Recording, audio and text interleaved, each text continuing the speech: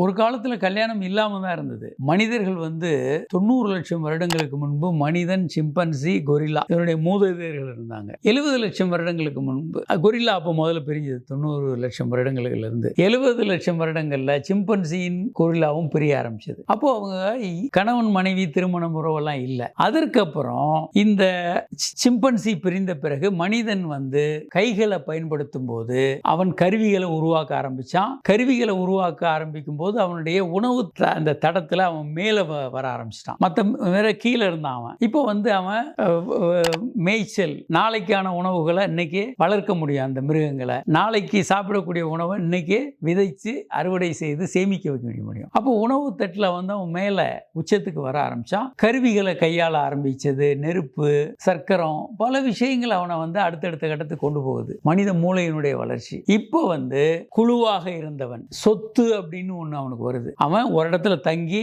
பயிரிட்டு மேய்ச்சல் செய்து மிருகங்களை நாளைக்கான சொத்து அவனுக்கு வரும்போது சொத்து தன்னுடைய வாரிசுகளுக்கு போகணும் அப்படின்றதுக்காக அப்போ தனி உடைமை அப்பதான் வருது. தனி உடைமை வரும்போதுதான் அந்த உடைமை தன் வாரிசுகளுக்கு போகணும். அப்போ என்ன பண்ணணும்? அதுல தான் திருமண உறவு அப்படின்னு வந்தது.